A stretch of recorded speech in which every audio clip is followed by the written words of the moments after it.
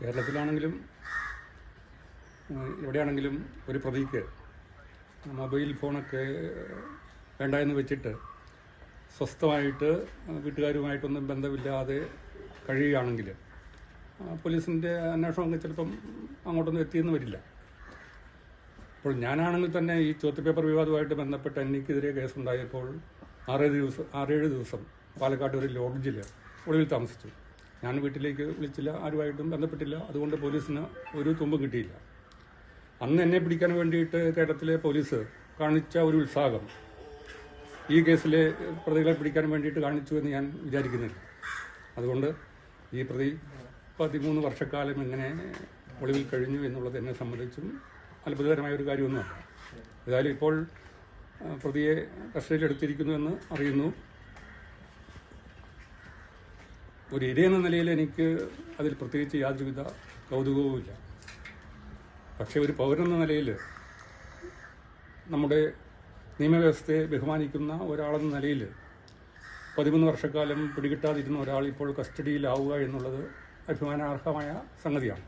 അപ്പോൾ ഏതൊരു പൗരനെ പോലെയുള്ള ഒരു വാർത്താ കൗതുകം മാത്രമേ ഇക്കാര്യത്തിൽ എനിക്കുള്ളൂ. അതുമാത്രമല്ല, മുഖ്യപ്രതി, ഒന്നാം പ്രതി എന്നൊക്കെ ഈ പ്രതിയെ വിശേഷിപ്പിക്കുമ്പോൾ എൻ്റെ മനസ്സിലുള്ള മുഖ്യപ്രതികളും ഒന്നാം പ്രതികളൊന്നും ഇദ്ദേഹമല്ല. ഇദ്ദേഹത്തെ പോലെ എന്നെ ആക്രമിക്കാൻ വന്നവരോ അല്ല. എന്നെ ആക്രമിക്കാൻ വേണ്ടിയിട്ട് തീരുമാനമെടുത്തവരും അതിന് വേണ്ടിയിട്ട് ഇവരെ അയച്ചവരുമാണ് ഈ കേസിലെ മുഖ്യ പ്രതികളെന്നാണ് ഞാൻ ധരിച്ചിരിക്കുന്നത്. അപ്പോൾ അവരെ ഒന്നും ഈ കേസിൽ ഉൾപ്പെടുത്തുകയോ കേസിൻ്റെ വഴികളിൽ അവരെ നമുക്ക് കണ്ടുമുട്ടാനോ സാധിക്കുന്നില്ല. അവരൊക്കെ ഇപ്പോഴും കാണാമറിയാത്ത തന്നെയാണ്. അപ്പോൾ യഥാർത്ഥ ക്രിമിനലുകൾ എന്നെ ആക്രമിക്കാൻ വേണ്ടിയിട്ട് തീരുമാനമെടുത്ത ആ ബുദ്ധികൾ തന്നെയാണ്. അതിനെ കണ്ടെത്തുകയും നിരോധിക്കുകയും ചെയ്യാത്തത്തോളം കാലം ഇതുപോലുള്ള ക്രിമിനൽ കേസുകളും തീവ്രവാദ കേസുകളുമൊക്കെ തുടർന്നുകൊണ്ടേ ഇരിക്കും എന്ന് തന്നെയാണ് എൻ്റെ പക്ഷം. ഏതായാലും എന്നെ ഉപദ്രവിച്ച ആളെന്ന നിലയിൽ, ഏറ്റവും കൂടുതൽ ഉപദ്രവിച്ച ആളെന്ന നിലയിൽ പോലീസ് കേസുകളിൽ, കോടതി വ്യവഹാരത്തിലുമൊക്കെ ഒന്നാം പ്രതിയായിട്ട് വന്ന ഈ സവാദ് ഇപ്പോൾ കസ്റ്റഡിയിലായിരിക്കുന്നത് ഇവിടുത്തെ നിയമപാലകർക്കൊക്കെ സമാധാനിക്കാവുന്നൊരു സംഗതിയാണ്.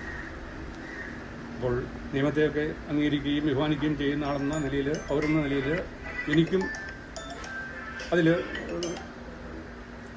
ഉള്ള കൗതുകമല്ലാതെ ഇരയെന്ന നിലയിൽ പ്രത്യേകിച്ചൊരു വ്യത്യാസവും ഇല്ല എന്നുള്ളതാണ് സത്യം. അന്നത്തെ സംഭവവുമായി ബന്ധപ്പെട്ട് ആക്രമിച്ച ഇയാൾ തന്നെയാണ്, അല്ലെ അങ്ങനെ ഒരു ബോധ്യം ഇപ്പോഴും ഉണ്ടോ?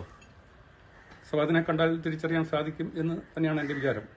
കാരണം അദ്ദേഹം ആക്രമിക്കുന്നത് എൻ്റെ മനസ്സിലിപ്പോഴും മായാതെ നിൽക്കുന്നുണ്ട്. തിരിച്ചറിയാൻ സാധിക്കും എന്ന് തന്നെയാണ് എൻ്റെ വിശ്വാസം. മഴുവായി ആക്രമിച്ചത് അയാൾ തന്നെയാണ്. ഇതുപോലെയുള്ള കാര്യങ്ങൾ കോടതിയിലൊക്കെ വിചാരണ സമയത്ത് പറയാനുള്ളതാണ്.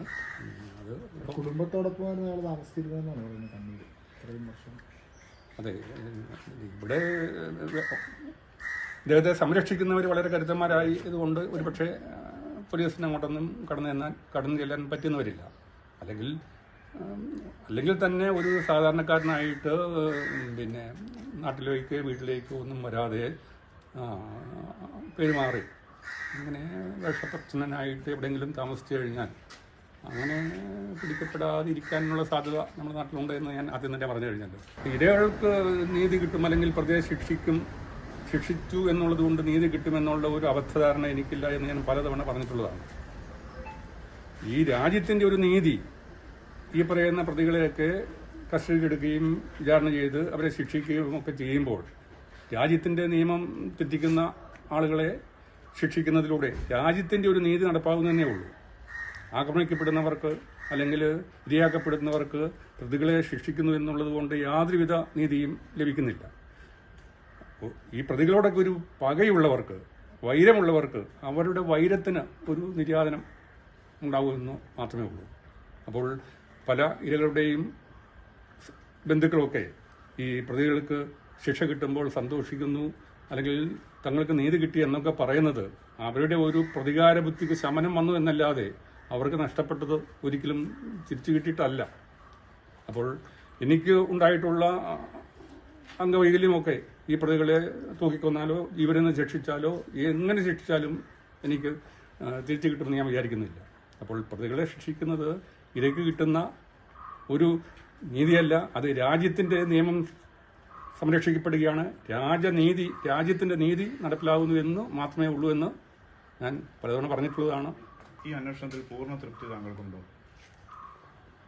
ഈ അന്വേഷണത്തെ സംബന്ധിച്ചും ഈ കേസിൻ്റെ മുൻപന്തിയിൽ, അതായത് കുറ്റകൃത്യവുമായിട്ട് ബന്ധപ്പെട്ട് വന്നിട്ടുള്ള ആളുകൾ, അതായത് ആക്രമണവുമായിട്ട് ബന്ധപ്പെട്ട് ഏറ്റവും മുൻപന്തിയിൽ വന്ന എന്നെ ആക്രമിച്ച ആളുകൾ ഉൾപ്പെടെയുള്ളവരാണ് പ്രതികളായിട്ട് ചേർക്കപ്പെട്ടിരിക്കുന്നത്.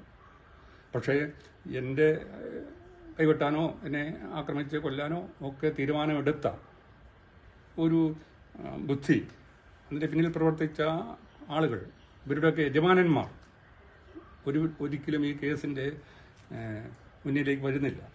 അങ്ങോട്ടേക്കൊന്നും കേസിൻ്റെ അന്വേഷണം എത്തിയിട്ടില്ല. അങ്ങനെ എത്താൻ മാത്രം നമ്മുടെ രാജ്യത്തിൻ്റെ നിയമ സംവിധാനമോ ജനാധിപത്യ രീതികളോ വളർന്നിട്ടില്ല എന്നുള്ളതാണ് വാസ്തവം. ഇപ്പോഴും മതങ്ങൾക്കും അതുപോലെ തന്നെ മതശക്തികൾക്കുമൊക്കെ സ്വാധീനമുള്ള ഒരു നിയമ സംവിധാനങ്ങളൊക്കെയാണ് നമ്മുടെ രാജ്യത്ത് നിലകൊള്ളുന്നത്. എങ്കിലും ഒരു പൗരന്ന നിലയിൽ ഇവിടെ കുറേയെങ്കിലും നീതി നടപ്പാകുന്നു അല്ലെങ്കിൽ നിയമം നടപ്പാകുന്നു എന്ന് അറിയുന്നതിൽ എനിക്ക് സന്തോഷമേ ഉള്ളൂ.